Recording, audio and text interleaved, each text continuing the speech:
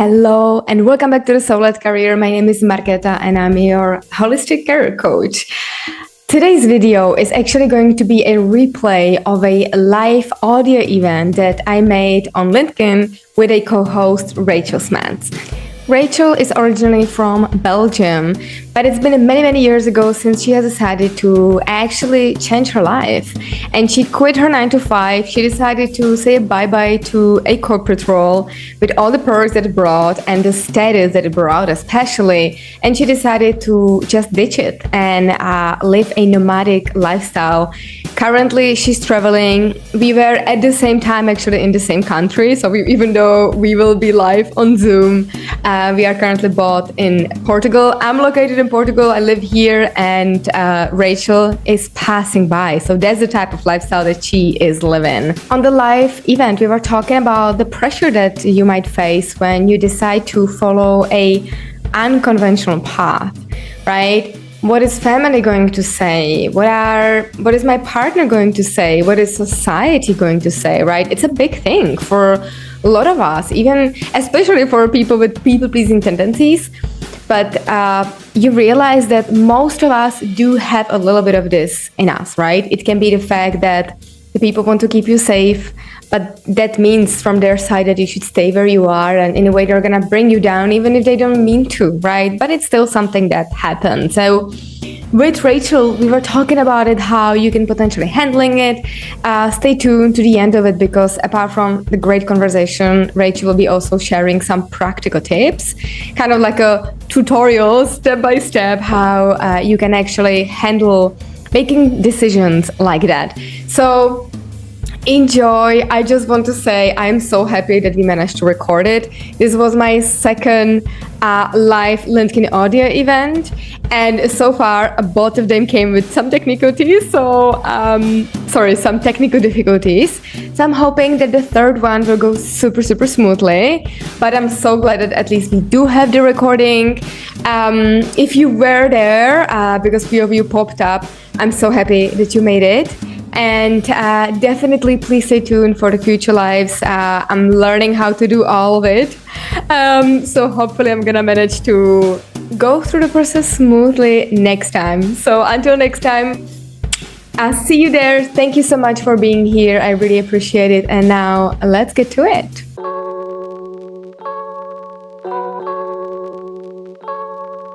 Great. Rachel, hello, welcome again. Welcome to, normally on my podcast, I call it the Soul-Led Career. So welcome to the Soul-Led Career. Welcome to our LinkedIn Live. Hello, everyone joining. It's so good to see you here slowly popping up. Rachel Smets, how could you please introduce yourself to the listeners? How can I introduce myself? Well, my name is Rachel Smets. I am currently sitting in Portugal, not my country, not my native country, but I travel all the time. I'm a digital nomad living a laptop lifestyle. I quit my corporate job a few years ago because I don't like to work for a boss. That was a big decision, and it didn't happen overnight. And we're definitely going to talk more about that today. And what else? I love exercise. I love the sun. I love dog and house sitting. And pretty much, that's me. So I'm super excited about today. Awesome. So we are meeting today because we want to talk about a pretty important topic, right? The title of this live says, your family says no to your career choice. What do we do with that? And the reason why we decided to talk about it is because we both have taken a rather unconventional path in our life. Unconventional, I don't find it very unconventional, but I know that a lot of people who I grew up with would call it that way. And that is just something that kind of makes you feel sometimes maybe alone, maybe misunderstood, maybe pressured, right? Everyone it evokes kind of like a different emotions. Rachel, what was your journey when it comes to even making decisions about deciding to live an unconventional lifestyle? Let's call it this way. Yeah, it's definitely unconventional, for me, I was working a job and a corporate job and climbing the corporate ladder. And that is normal way, right? It's like, you climb the ladder, you do your best, you get a promotion, you earn good money, good salary, and then some benefits, and the nice car, and the insurance, and all of that. And I never really realized that I was doing all of that to make my parents proud, to have this title and status, to tell people, hey, what do you do? Oh, I'm a manager, oh, I'm working, in this big company. And so I was never really listening to myself. But the more I was climbing and the more I was doing that job, the more I was having chronic stomach aches, the more I was, in pain, in stress. I was just really, really not happy. And so the pain became, when you ask me, what was that tipping point? It's like, I'm like, well, because the pain was becoming too big. I was really burning out, and the pain of staying in the job was bigger than the discomfort of trying to find another way. And to be honest, the pain was so big that I had to look into myself and just realize, like, what is it that Rachel really wants? Like, what's going on here with me? Because I never really listened to myself. I was just doing everything for the outside world, and everybody's like, oh, you have a great job and a great title, and it's amazing what you do. And I was like, yeah, I'm looking super happy on the outside, but I was miserable on the inside. And so, that's when my journey became of, okay, what can I do besides working this job? What are some options that I can do? And by the way, I didn't mention in the beginning, but I am on YouTube every week, and I talk a lot about, ways to make money. And that was my search. Like, what are some ways that I can actually make money on my own terms without working for a boss, so that I can have the freedom to travel, the freedom to have more time, the freedom to do things on my own. And so that's when the search became, because at the end of the day, we need money. Like, it's not about, oh, I want to quit my job. Oh, I want to travel the world. Oh, I want to have freedom. No, we need money. And I'm my sole provider. I need money. I don't have a partner to rely on. It's like, it's got to come from somewhere. So that was the starting point. Yeah, I love what you said. And it's actually, in a way, even my favorite quote generally. So I felt so happy that you even said it out loud. When the pain of staying the same is lower than the pain of, sorry, I totally messed it up. Change really happens in the moment when the pain of staying the same is greater than the pain of changing. And I totally understand that. I also had personally that tipping on in my life. And it's so funny how even you were mentioning like actual physical pain, how I had the same. I had a lot of back issues, a lot of stomach aches. And it was the same. Like, I realized I basically kind of broke down. I was like, I cannot keep going like that. Like, what's up, right? And it's kind of like the soul is telling us something. We keep like nudging away. Oh, it's not the right time. What would the neighbors say? Whatever it is for everyone. And there's suddenly this one moment when you realize, like, no, I just cannot keep going like that. Because if I'm gonna go, it might just be the end. Yeah, and for me, what my biggest drive still today, to be honest, every decision that I make, my biggest drive has always been, I don't want to grow old looking back at my life thinking, oh, what if I had done it? Because I talk to so many people, and there's been studies and research of people, at their later stage of their life. And then they always say, like, well, the biggest regret is that I didn't try. It's the, I should have, I could have, what if? And so I'm like, okay, I want to grow old and say, I tried, right? And at least I tried, and I don't have regrets. And still now, like, if I have a goal, if I have, big decision to make, or buy a big, buy a property, like all of these big decisions, it's like, okay, if I don't do it, I'm going to end up regretting it. And I don't want regrets. I just don't. I want to try. And so I thought, okay, let me just try. And then take it from there. Yeah. Rachel, could you take us back to your childhood so that everyone can kind of like understand overall, like, where you're coming from? Like, what's your country of origin? What was your childhood like? Yeah, that's a funny question. Well, my childhood, I was born in Belgium. one parent very entrepreneurial, the other parent working a job. So I had like two sides, and I guess that's why I was like, geared into, okay, you got to study well, you got to, continue your studies and your education. And then on the other side, I had my mom was like, no, you got to, be your own boss and, do your own thing. And so it was, a bit of a mixed, both sides. And I was a good student. I always had like, really good grades. And I was like, oh, I very competitive, I guess, always have been. And so, so I did at my 18 go to university because that was the right thing to do. And anyway, long story short, I did good. I didn't continue my university. I only did 1 year and I thought, no, I want to work. And then I started working and I actually, I started moving abroad. There was a marriage in between and a divorce as well. And I actually continued or actually started my real university and master's in my mid-30s. Yeah, so the childhood is maybe not so important, but what happened to me is that I did work. I had my own businesses, got a divorce and all of that. And I was fascinated by expats moving in other countries. So at my 24th birthday, I started moving abroad. And so from there, I moved to different countries and I always thought, okay, if I move to another country and I find a job, I always look for a job first. If I have a job, I have money, I can look for a home, I can look for everything and I can settle down and all of that. So that's what I did. And I moved to 12 countries or something. But I always literally moved. Okay, I moved my whole, household and everything, registered in the country, the whole paperwork, the whole admin, and so I never went back to Belgium unless I visit my parents. And so the last years, I was so fed up with the whole, paperwork and admin and registration. And I'm like, okay, that's it. No more. I just want to travel. No more residency and all of that. So now I'm literally just traveling and staying in different countries and places for several months, but not resident there. And so, when I was in my mid-30s, so in that story there, in between, when was it, like early 30s or something, I did think like, what would it be like to enter the corporate world? But I needed that paperwork.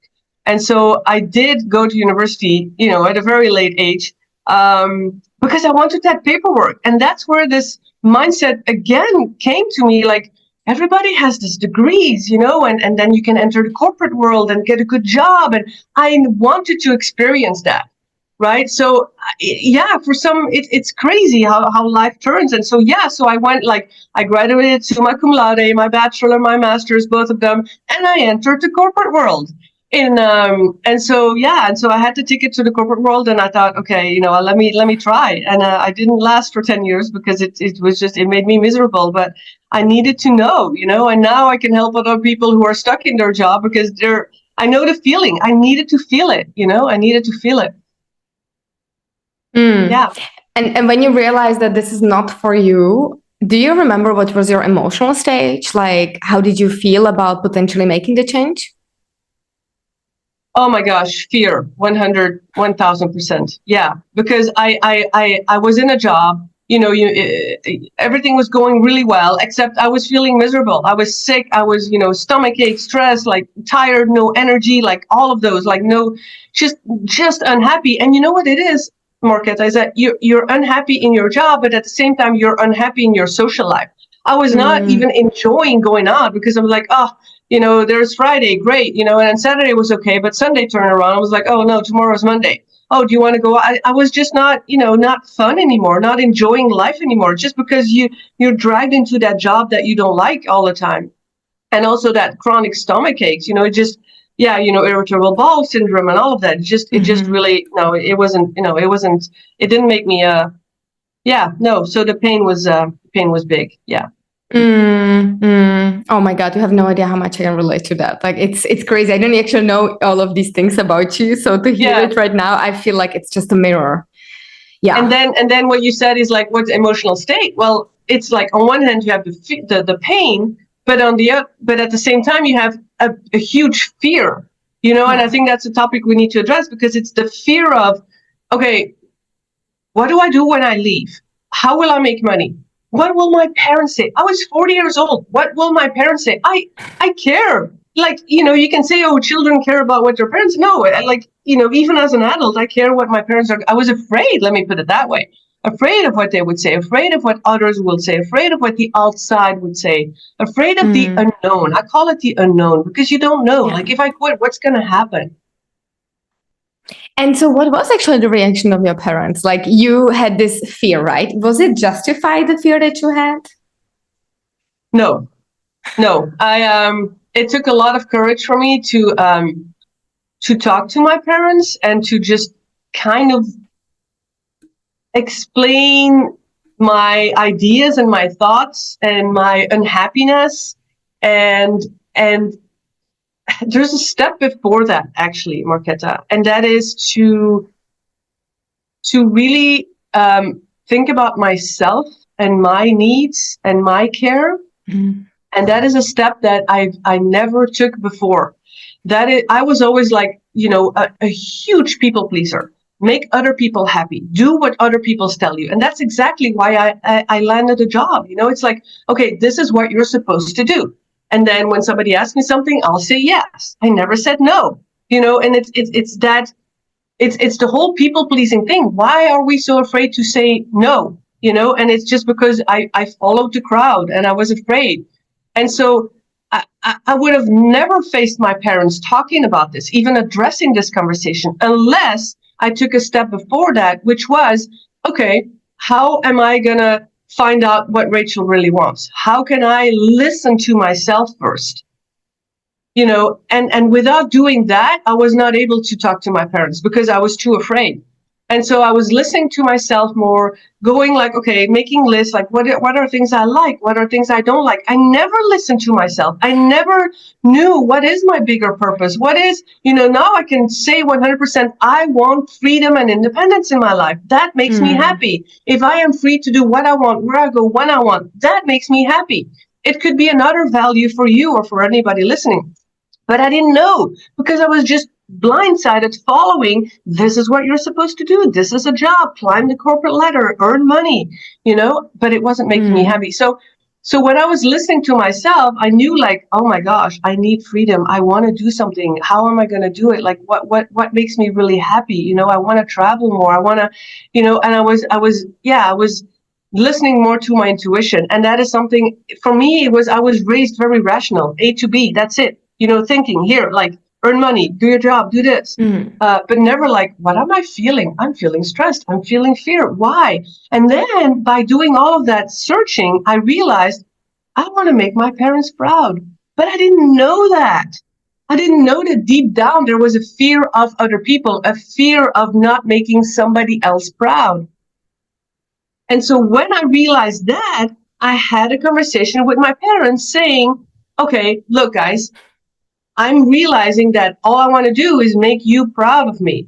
And if I change a career, you're no longer going to be proud of me. I had that conversation. It was not a conversation of, look, I want a career change. No, I realized that I wanted to make them proud. And that was the core issue here. And that was massive. And so that's when they replied to me, but Rachel, you always land on your feet. We're always going to be proud of you. And I'm like, oh my gosh, really? Like, I had this fear that was not true. So yeah, that was a big aha. That's a massive realization. And I also feel like so many of us jump directly into defense mode. It's kind of like we have this fear that is not justified. And for somebody, it might be, right? Like let's not understate someone else's situation, but also kind of like, let's say that we think, oh, like they're going to react this way, or my partner is going to react this way, my kids are going to react this way, right? Whatever is someone's situation. Yeah. And we right away if we even start a conversation and we just don't stay in the misery, we start a conversation from the point of being defensive. I'm like, you're not going to tell me what to do. And like sometimes the people even didn't want to do that, It's so interesting how we make up those stories in our head and we make them every day, we feed them and they are becoming bigger and bigger. And then like, how do you want to climb across that, right? Like with, it's... we make, I've been since then, since, I was burning out, and I started, this soul purpose searching, Rachel, and just starting the change, which, by the way, does not happen overnight. But I also started, and this is where you're going with this. I started studying the mind. Okay, I did study psychology, but I really was diving into, okay, this mindset, our thoughts. What we have in our thoughts is what we create in reality. What we can hold in our mind, we can hold in our hand. It's think into results. But yes, we hear about manifestation and the law of attraction, all of that. But what we think, we create. And I never really, really studied and understood it until I started studying it. So I started with books, but I also joined programs and Bob Proctor, and I really invested in those kind of, programs to really learn, how can I use my thoughts? One thing that every human being has for free, doesn't cost us anything, but we use it in the wrong way. We use it like, oh, I'm fearful, so I'll do this. Oh, what if, worst case scenario? Oh, what if, it goes wrong? And instead, I really learned to catch myself. Wait a minute. I can do this. I'm going to do this. I will figure it out. Not like, what if I'm not going to figure out? I will make money. I will, And so, but there's a whole science behind it. And I can talk about this. This could be another session. Really how we're so the fear, the negativity, the thoughts. And it's not at all. Let me just clarify. It's not at all about, think positive every day. No, I have challenges. I have medical issues. I have, things going on. I have, train strikes and planes that there's a lot of, stuff going on. But it's about, okay, how do you face that fear? How do you face that challenge? How can you catch yourself and just literally when I wake up, and you feel bad or your day's going wrong, how can you quickly turn it around? It's like, this is going to happen. I don't have enough money. Well, okay, let's see, where can I make more money? Yeah. How can I have more money? Where do I have more money?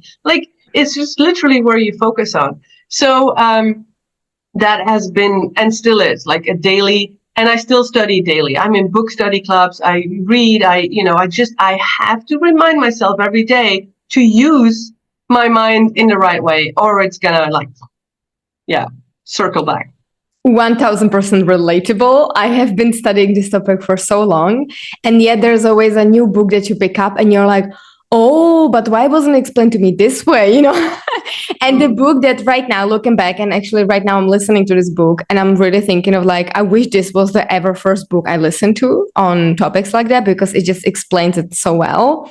By Joseph Murphy, The Power of the Subconscious Mind. This book is gold. This book is, I feel like it's really, especially for people who don't really like the language of manifestation, I feel like this one is really, really good one to listen to, because it also looks at it from scientific point of view, but explained so easily, so simply. So even somebody who would be afraid of the science behind it doesn't have to feel that way. There is something that I have heard a lot of my clients say. And maybe it is also connected to what I told you, that some of those who want to challenge the status quo and talk to their parents or generally to the loved ones, that they already go into it with a defensive mode. But what I hear, and I want to know if you have experienced it yourself as well, is that if let's say they say their family, I'm feeling burned out. I cannot do this career. I want to be free, right? Like you said, I want to be free. I want to do this and that. That very often the people who are on the receiving end of this start downplaying it, and they're gonna be like, "It's not that bad.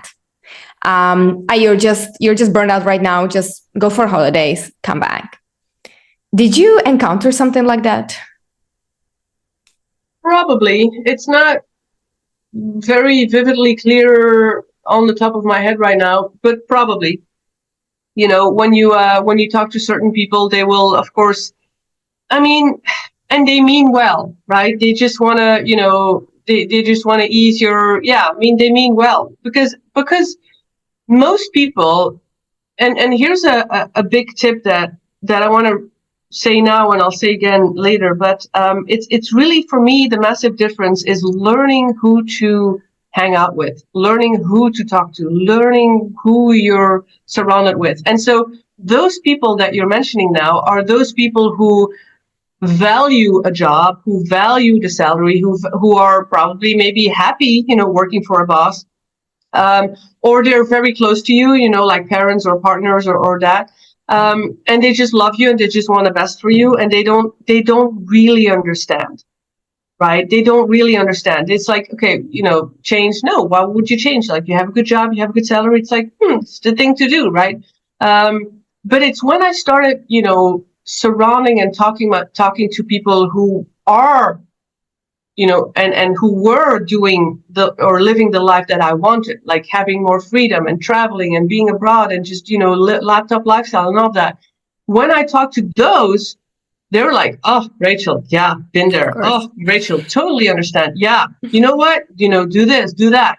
And so the biggest tip could, for anybody listening would be, first of all, go and talk to the people who are doing what you want to do. Go and talk to the people who inspire you, right? And because for me, I love my parents. I love them. But the more I talk to them, the more I go into the negative, cycle. And they love me and they mean well. It's like taking a risk. That's another generation too. Like taking a risk. No, stay safe. Stay safe. There's this thing that I've learned from Buck Proctor, and he said, parents should, when you're a kid, right, and you learn from your parents, like, when you're cooking food, oh, watch the stove, like, oh no, watch out, don't touch. You cross the street, oh, watch out, watch out. They always want to keep you safe. Oh, watch out, don't fall. Go on a bike ride. Oh, watch out, don't fall. It's always like, always keeping us safe. What if sometimes we would say, and I'm not saying risk the life of your kid here, but what if sometimes they would say, well, it's okay, just fall. You'll get back up. Learn to fall and get back up, right? And we're so taught to just watch out, be safe, no risk, right? And so that's what we become as an adult. A job, safe, salary, safe. It's all safe, no risks. And so when you talk to people who have taken the risk, they'd be like, try this, try that, do this, do that. Like, and that's what I tell my clients too. It's like, well, take little steps. Like, why don't you try this? Spend a little bit of time doing this. Do something different. Do something outside of your comfort. Just try little things. And it's like, I'm still alive. Well, see? Well, do a little bit more, And it's like, so it's like, take a little bit of risk. Risk is not negative. It's exciting. Fear is not negative. It's exciting. It's like, it's a different. So who do you talk to? It's like, I think that was a huge change for me. I would add on top of it, in a sense of just basically the same thing, just said a little bit differently, of look for confirmations, but be careful who you're asking for this confirmation. Are you going to be asking the people who are actually became comfortable taking risk? And it doesn't mean that the stuff are easy for them, right?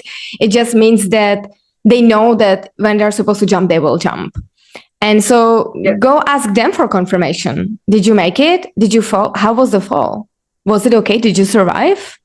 And don't go ask those people who never risk it, right? If you're in a place where you want to risk it, don't ask for confirmation the person who never made a change in their life. Yeah. Yeah, totally. Yeah, it makes a big difference.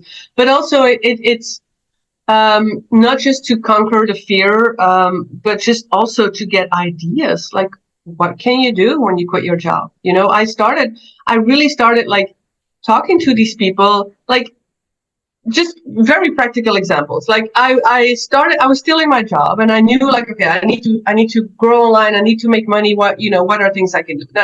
One of the first thing I did was, a few things actually. I wanted to write books and I wanted to do TEDx talks. And I thought that's going to grow my credibility, my authority, So TEDx talk. Now I'm a TEDx coach, but I did 2 TEDx talks. And how? Because I started networking with people who did TEDx talks. I was like, hey, where did you start? How did you get there? Like, who do you talk to? Like, where do you go? Where do I go? Where do I research? Like, I started talking to them. But at the same time, there were also people who did not know anything about TEDx talk. When I mentioned TEDx talk to them, they were like, TEDx? That's high level. You're never going to make it. I had a lot of those. So I was like, no. I'll go that way, Okay. Books. Okay, author a book. Some people are like, writing a book, do you know how much work that is? I talk to authors like, yeah, go this, start that, start with a mind map, this, that. And I was like completely overwhelmed, like, oh, all the things you need to know, just start writing. Title, a chapter, another chapter, and then you edit and you go back, and just start writing. Okay, cool. YouTube channel. I started my YouTube channel a few years ago. YouTube, there's millions of videos on YouTube. Why would you even succeed on YouTube? Why would you even start there? You're never going to be noticed. I'm still doing it every single week, trying to inspire people, growing slowly, but surely. It's raising my credibility, my authority. It's like, so everything, like coaching, it doesn't, you don't get money like right away. Like, no, you have to take steps. Like I started teaching languages because I thought I need to make sure that I can make money online. What is this world online? How can I make money? How can I use my skills? And to everybody listening and viewing, what are your skills that you can monetize? For me, naturally, I speak a lot of languages. So that was my first thing to do. I no longer do it, but it's what I mentioned earlier, like try something. And it was like my first $10 online. I was like massive happy. I made money online. Like, wow, if I can make $10, I can make more. But you have to start somewhere. And there's so many people like, oh, maybe I should take a course and maybe I should buy another program and maybe I should learn a new skill. You have skills and you have a job because you have skills. Use them. And now I'm coaching. Now I'm doing a lot of videos. Now I'm coaching speakers. But that was not my beginning. I was teaching cultural differences, languages, like doing these bits and pieces everywhere. Try. Wow. And even when you were right now talking about who to talk to, who to not talk to, right? It kind of brings me to, and I have to share with you a story of something that literally happened just before we went live. It made me, I didn't even know like how I was actually feeling about that. But it kind of is tying to the general pressure of society to be a certain way. So from anyone who doesn't know me, I actually come from the background of recruitment. So I was a recruiter for, 5 to 7 years. It's just things I don't count, but yeah, many years. And it's very common, right? Recruiter on LinkedIn, you write a candidate, you connect with somebody, doesn't mean that it's going to go anywhere, right? It's a numbers game. You don't have a big conversation with everyone. So there was a person like that, a guy. And now it's been some while since I'm posting different types of content, right? But you still have those old connections on LinkedIn. Out of nowhere, this dude slid into my DMs a few weeks ago, 3 months ago, maybe. I think I maybe accident. I don't want to say accidentally because, you just invite a bulk of your connections to certain activities and so on. So I guess he was invited to something and he took it very personally. And he actually sent me a voice note and I'm going to try to channel his voice because it's going to add into the experience. And he was just like, hey, Marketa, I watched some of your videos and just want to ask you if you're okay. You don't seem very okay. You look like you're having a tough time in your life now. And he just kept going. I'm like, huh? Like I'm literally in the best season of my life. Like I've never been so happier. And I'm not saying it to make somebody like, please trust me, I'm happy. But it's just like, where is this coming from? Like, who is the dude even? Like, we don't know each other. Like, what's going on? And it was really like, it took me completely by surprise. I'm like, hey, and then you're just like, hey, whatever, and you just forget about a message. Just before we went live today, he slid into my DMs again. And out of nowhere, no hello, no how are you? Who cares about being polite, right? And he just told me, I kept thinking about it and I see that you just look so stressed and just looking at you, your energy is like really off-putting. And you just seem very unhappy. So I just wanted you to know that I'm here for you. I'm like, what the hell? And it makes me realize like, yes, of course. And a lot of people will be afraid to make any changes because this is the typical person who, by the way, I feel like I've met this person so many times in my life, just in a different suit, different bodysuit. But I know exactly this type of people, right? Like they don't know you at all, and they will feel like they have the right to, not even right, the audacity to just keep telling you who you are without knowing zero about your life. I had people who come tell me that, who don't know me at all, who come telling me that I should not be in a relationship that I am. Like, that's the thing. Like, there's gonna be always these people like that. And it means that you just need to grow a little bit of a tough skin, because it will be so easy to get discouraged by people who, if you actually think about that, who are these people to you? Like, why would you? I understand, when people are afraid that the family will not accept them and they will not be accepted by their group of friends. But the truth is that we are so fearful about strangers on the internet. We're so fearful to be canceled and not to be accepted. And it kind of like ties us generally to the societal pressure of looking a certain way, feeling a certain way, having the certain managerial position, right? As you mentioned. And knowing that when I'm gonna go to a high school reunion, like I'm gonna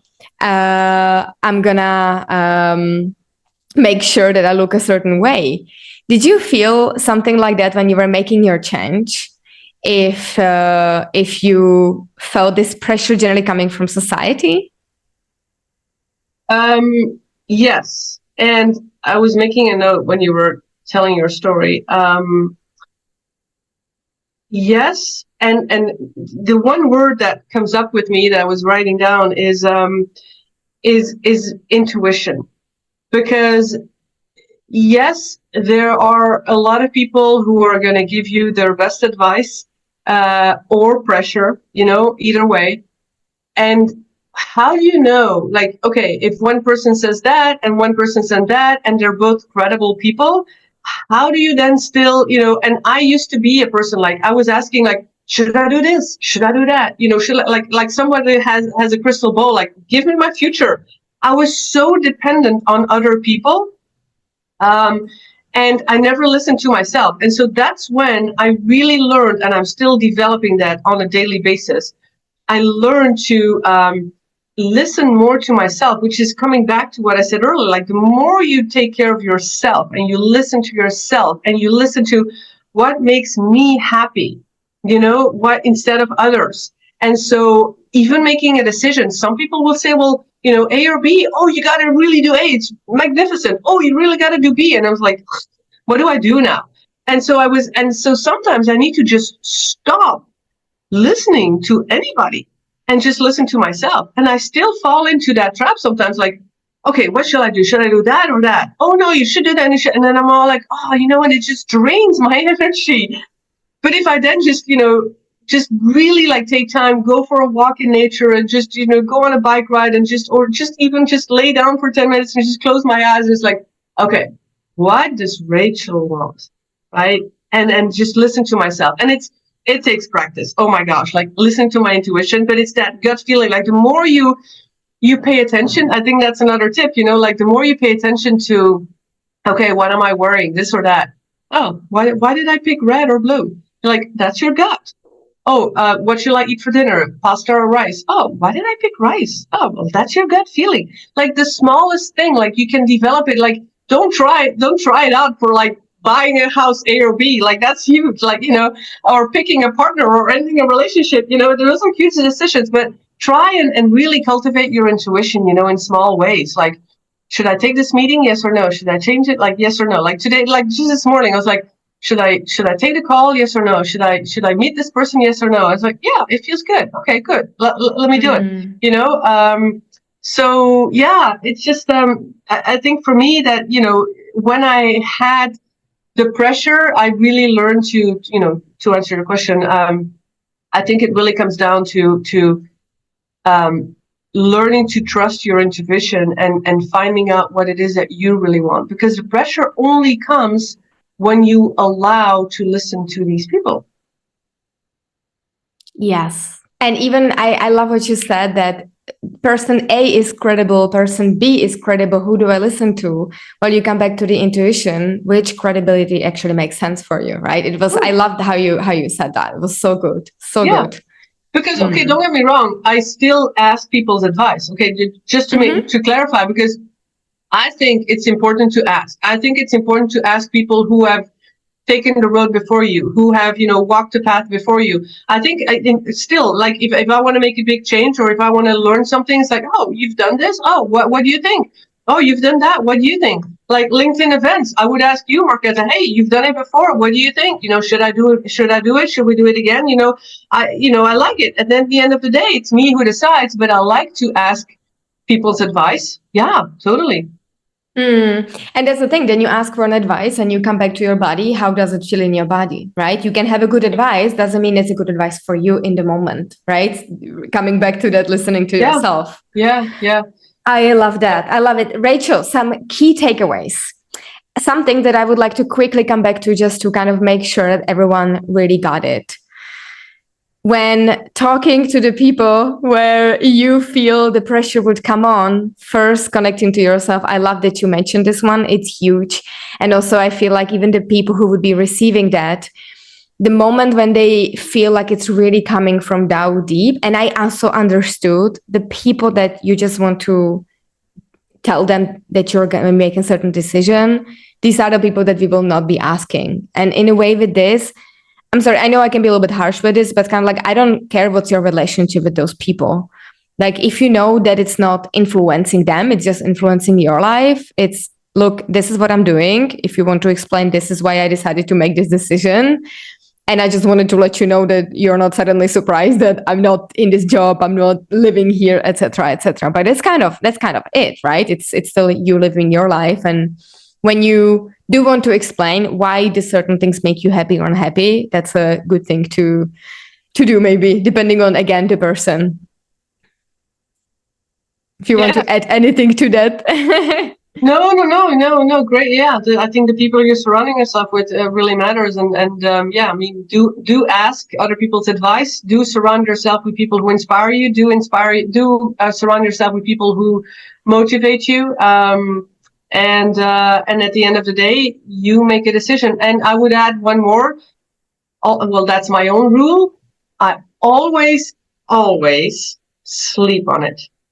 I never say yes right away. I never sign a contract, even though I'm fully with all of my heart, like, yes, this is it. I never sign a contract. I never say yes or no. Never the same day.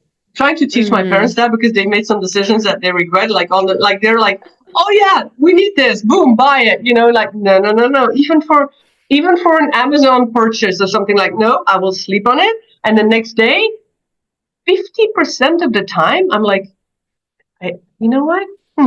There's got to be something else, or I'm going to look again, or I'm not going to do it. Yeah, it's just, So yeah, that's just my 24-hour rule. I love it. Is there any other practical tips that you would like to give to anyone listening? Yes, actually, yes. I have thought about, because I love practical tips. And so I thought about 7, more like steps of, when I was thinking, okay, what really helped me quit my job and do what I do now? And so I kind of boiled them down to 7 steps. I'm just going to touch up on them. So the first is, let's see. The first one, never take the leap. I remember when I was unhappy in my job that some people, and you still hear it sometimes, or a lot of the times, take the leap of faith. Just do it. Follow your heart. And big lesson, don't do that, because you end up with regrets. I mean, how much of the percentage of people who actually take the leap and just like, oh, I'm going to follow my dream, they end up regret. I mean, how many of those succeed? Like, super little. So don't do it. Don't take the leap of faith. Take your time, plan, and I'm going to talk about the plan. So you got to have a plan. So for me, I stayed in my job. I knew I was going to quit, but I started making a plan and taking steps towards that, right? So first, don't take the leap. It doesn't happen overnight. And also, it takes away a lot of the fear. Because when I talk to people, oh, you want to quit your job? And then they're like, yeah, but I'm really afraid. Well, because you think you're going to quit tomorrow. You're not going to quit tomorrow. let's just talk about the steps and the plan. Okay, so don't take the leap of faith. Second thing is make a decision. As long as you don't make a decision, nothing's going to happen. There's so many people, oh, I'm unhappy. I don't like this, and I used to be one of those, and I'm unhappy and I don't like this title. But I never really made a decision to actually do something about it. So as long as you don't make the decision, like, you know what, I'm going to make a decision. And the power of decision making is something that very successful people have. And it took me a while to understand this as well. But let me give you a very practical example. Let's say you decide to go on a holiday. You make a decision to go on a holiday. You don't know yet how you're going to get there. You make a decision. I'm going to go on a holiday. Then you figure out what times are there flights, which hotel will I go to, will I go by car, will I fly, then you figure it out. It's the same thing, and people don't get it. It's like, first you need to make a decision. As long as you don't decide, I'm going to quit my job. But no, people are like, I need to know like this and that, the whole perfect plan and scenario. No, first you make a decision. If you don't make a decision, well, nothing's going to happen. Then, let's see, make a decision. Then I don't know if I'm in the right order here, but you need clarity. You need clarity on what you're going to do, on what your skills are. Remember, I talked about this. So I always think about 3 circles. Like, what are your talents? List your talents. What are you naturally good at? What are your skills? What are your strengths? What are you actually doing in your job right now? What's your mission? What's your bigger purpose? And then the intersection of those, you can start monetizing. Because if you have strengths, something that you could love being passionate about music, but you suck at it. Or you could be really good at music, but you're not really passionate about it. But how can you make money of that? So it's that intersection of passion, strengths, and then what's your bigger mission? What do you really want to do? If you don't have a bigger mission, then, I'm just going to do it to make my parents proud. It's not going to work. It's not going to last. So I call that, the superpower. Let's see. Then self-care, like we talked about. Think about yourself first. Think about yourself. What is it that you want? What gives you energy? How can you say no to people? How can you say yes to yourself? How do you take time for yourselves to figure out, hey, what am I good at? What do I really want? So it's really, the more you take care of yourself, the more happy you will feel, the less stress you will have, the more energy you will have to actually figure all the rest out, right?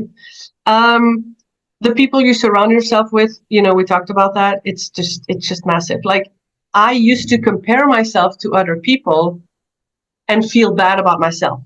It's like, they do this, they do that, and I can't. Oh, look at them. You scroll down social media. Oh, perfect business, perfect relation, perfect holiday, and I don't have that. Boom, and I just stayed stuck. I turn that around and I challenge everybody listening and viewing to say, look, be inspired. If they do that, so can I. But it starts with the first step. It starts with small little steps. It's like you don't become big on YouTube. You don't become a best-selling author right overnight. No, but you start somewhere. You start taking small steps. So instead of comparing yourself to somebody else who's being successful and you're like, oh, they have it, I can't. No, they have it, so can I. Be inspired and talk to people who motivate you. Those who drain your energy, like, oh, don't do this, don't do that, stay safe. We talked enough about that, so I'm not going to repeat that. But yeah, surround yourself with the right people.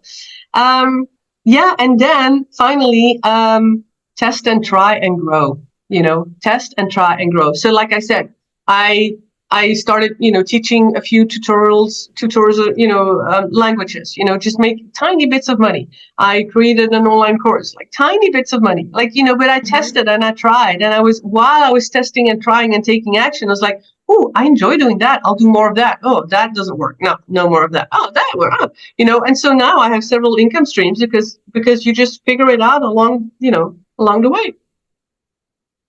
That's it. Thank you so much, Rachel. I love it. And I feel like even for people who, let's say, do not want to go right away the even more unconventional road of like, I'm going to have my own business, I'm going to be on social media, there's always just something that you can get out of this, because most of these things are mindset tips. They are not connected to you need to become a YouTuber, right? Because a lot of people will be, but I cannot quit my job because I don't want to be a YouTuber. I cannot tell you how many times I've actually heard something like that, which is, I've never thought about it this way, but it's interesting because there's just so many roads and ways that you can take. Definitely do the exercise that Rachel mentioned about what you're passionate about, what you enjoy doing, what your skills are, and where the money can come from, and try to connect it, what the world needs, right? That's the principle of Ikigai, if I'm not mistaken.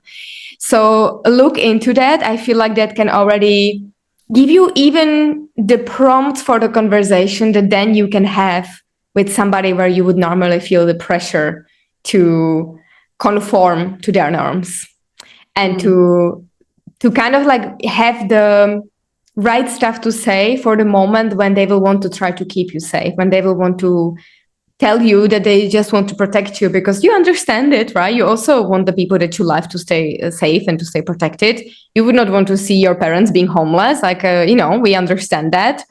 But there is still, I would still say, the leap of faith that you need to take, but it can be the leap of faith just to dare to make the decision, right? The decision doesn't mean the fact that you make the decision that you want to quit your job, completely change your career. And it can be in whatever personal space, right? It doesn't have to be about your career. For a lot of people, I even heard like they just don't even dare to say some things out loud for themselves. No one is listening, just for themselves, right? So I think this is a good note to end on. Rachel, thank you so much. This was great. Thank you so much for sharing your journey and your life story, because I really believe that hearing from others what they have been through can really help you, because especially, right, coming back to who are we surrounding ourselves with? Sometimes we don't know these people in person, but we can still find that they exist. So thank you so much for showing people that you exist and that your life is a thing, and how one can potentially decide to live. So thank you everyone so much for everyone who came on our live. And we will also be, because I also again messed up at the beginning a little bit. We were supposed to be in different lives, so I'm gonna be sending the replay to everyone who has originally signed up for it. And we will catch you up on another live next time. Yeah, we sure will. And if anybody has suggestions on which topic, then we'd be more than happy to do another one and just to tackle that one. Yeah, love it. Awesome. Perfect. Thank you. Bye-bye.